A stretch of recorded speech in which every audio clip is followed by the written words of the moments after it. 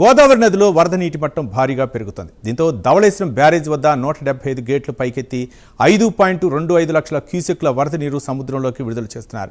వరద అవుట్ఫ్లో క్రమంగా పెరుగుతోంది. పోలవరం స్పిల్వే 48 గేట్ల నుంచి 5.50 లక్షల క్యూసెక్ల వరదలు దిగువకు విడుదల చేస్తున్నారు. ఇక కాపర్ డ్యాం వద్ద ఎగువన గండిపోచమ్మ ఆలయం జలదిగ్బంధంలో చిక్కుంది. ఎగువ భద్రాచలం వద్ద ప్రస్తుతం 41 అడుగుల నీటి మట్టం ఉంది. భద్రాచలంలో మరో 2 అడుగులు పెరిగితే మొదటి ప్రమాద స్థాయికి చేరుకునే అవకాశం ఉంది. భద్రాచలంలో మొదటి ప్రమాద స్థాయి వరకు వచ్చి తర్వాత వరద తగ్గుముఖం పడుతుందని అంచనా వేస్తున్నారు. దీంతో ఇరిగేషన్, రెవెన్యూ, కోనసీమ, చింతూరు జిల్లా అధికారులు అప్రమత్తమయ్యారు. మరోవైపు లోతట్టు గ్రామాల ప్రజలు స్వచ్ఛందంగా ఇళ్లు ఖాళీ చేసి సురక్షిత ప్రాంతాలకు వెళుతున్నారు. దీనిపై ఎక్స్క్లూజివ్ ఫీల్డ్ రిపోర్టు మా కరస్పాండెంట్ శ్రీరామ్మూర్తి అందిస్తారు. శ్రీరామ్మూర్తి. రవి, ఏదైతే చూసినట్లయితే వరద గోదావరి పరవళ్లు తొక్కుతూ ప్రవహిస్తున్న పరిస్థితి ఉంది. భద్రాచలం దగ్గర మరొక గంట 2 గంటల్లో మొదటి ప్రమాద హెచ్చరికకి జారీ చేసే అవకాశం కూడా ఉంది. ప్రస్తుతం అయితే 42 అడుగుల నీటి మట్టానికి చేరుకుంది. అయితే ఈ 2 గంటల తర్వాత ఈ రాత్రికి మొదటి ప్రమాద స్థాయికి వస్తుంది. 43 అడుగులకు చేరుకుంటుందని చెప్పి ఇరిగేషన్ అధికారులు అంచనా వేస్తున్నారు.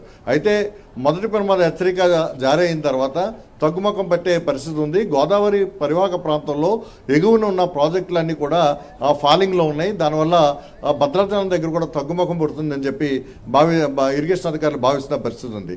ఏదైతే గోదావరికి పరివాహక ప్రాంతంలో కురిసిన గత 5-6 రోజులు కురిసిన భారీ వర్షాలకి ఇప్పుడు తొలిసారిగా వరద ఈ సీజన్లో పొంగు ప్రవహిస్తున్న పరిస్థితి ఉంది. పరవళ్లు తొక్కుతున్న గోదావరి ఇక్కడ మన ధవళేశ్వరం బ్యారేజ్ దగ్గర చూసినట్లయితే ఇప్పుడు 175 గేట్లు పూర్తిగా ఎత్తి ఉంచారు. ఇప్పుడు 6 లక్షలకు పైగా క్యూసెక్కుల నీరు దిగువకు విడుదలవుతుంది. దీంతో లంక గ్రామాల ప్రజలు కూడా అప్రమత్తమయ్యారు. కోనసీమ జిల్లాలోని వశిష్ట, వైనితయ్య, గౌతమి ఉపనదులు కూడా పొంగి ప్రవహిస్తున్న పరిస్థితి ఉంది.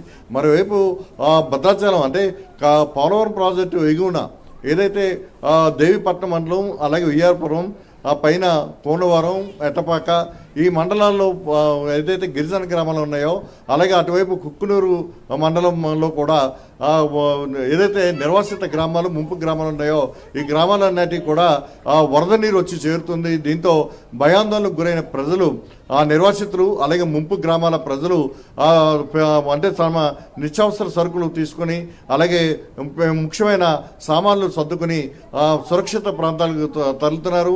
గోదావరి గట్టు మీద వారు తాత్కాలికంగా పాకలు వేసుకుంటున్న పరిస్థితి ఉంది. అలాగే కొండల మీదకి వెళ్ళి షెల్టర్లు వేసుకుంటున్న పరిస్థితి కూడా ఉంది. అయితే ఈ వరద సీజన్ దాదాపుగా ఆగస్టు వరకు కొనసాగే పరిస్థితి ఇప్పుడు ఉంటుందన్న అంచనాతోటి ఇప్పుడు మొదటిసారి వచ్చిన వరదకే ఇక్కడ స్థానిక ప్రజలందరూ కూడా అప్రమత్తం అవుతున్న పరిస్థితి ఉంది. ఈ నేపథ్యంలో చూసినట్లయితే వరద గోదావరి ఎలాంటి పరిస్థితికి వచ్చినా, ఇక్కడ ఎలాంటి పరిస్థితులు ఉత్పన్నమైనా ఎదుర్కోవడానికి రెవెన్యూ, పోలీసు, మొత్తం ఇరిగేషన్ అధికార యంత్రాంగం కూడా అప్రమత్తమైంది. ఎక్కడైతే ఏటిగొట్లు బలహీనంగా ఉన్నాయో, అలాగే అవుట్ఫాల్ స్లూయిస్లు బలహీనంగా ఉన్నాయో ఆ ప్రాంతాల్లో ప్రత్యేకించి భద్రతా చర్యలు చేపడుతున్నారు. ఇసుక బస్తాలతోటి ఇక్కడ వరద సామాగ్రితోటి ఇరిగేషన్ అధికారులు సిద్ధమవుతున్న పరిస్థితి ఉంది. మరోవైపు చూసినట్లయితే ఎక్కువగా పోలవరం ప్రాజెక్టు ఎగువన ఏదైతే కాపర్ డ్యాముకు ఆనుకుని ఉన్న గండిపోచమ్మ ఆలయం పూర్తిగా జలదిగ్బంధంలో చిక్కుకుపోయింది. అలాగే ఎగువన చూసినట్లయితే వరద 2వ ప్రమాద హెచ్చరిక వచ్చేటప్పటికి చాలా ప్రమాదకరమైన పరిస్థితులు ఉంటాయి. అనేక గ్రామాలు, దాదాపు 150 గ్రామాలకు పైగా ఇక్కడ ముంపు బారిన పడే పరిస్థితి ఉంది. దీంతో అల్లూరు జిల్లా కలెక్టర్ మహేష్ కుమార్ ఆధ్వర్యంలో రెవెన్యూ అధికారులు పోలీసులు కూడా అప్రమత్తమయ్యారు. ఇప్పటికే ఎన్డీఆర్ఎఫ్, ఎస్డీఆర్ఎఫ్ బృందాలు కూడా ఇక్కడ చింతూరు డివిజన్కి చేరుకున్నాయి.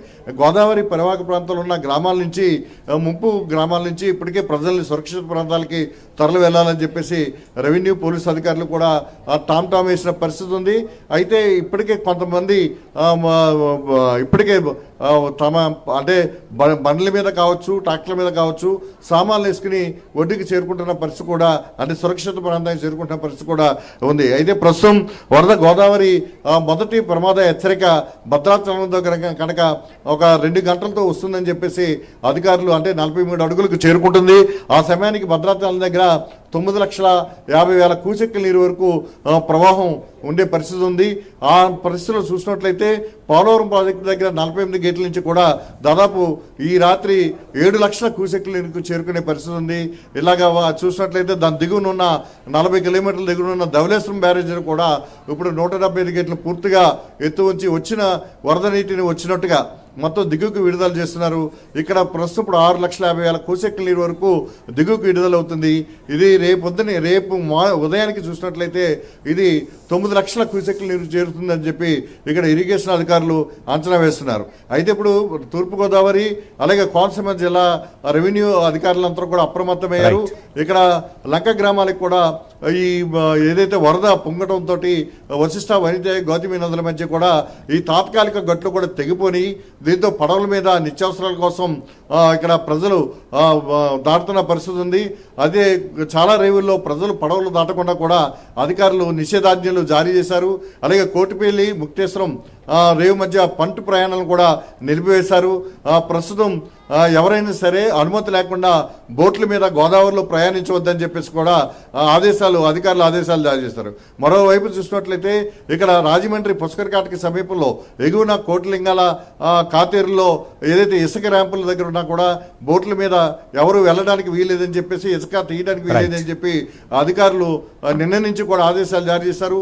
అలాగే దిగువను కూడా గాయత్రి ర్యాంపులో కూడా ఇదే పరిస్థితి.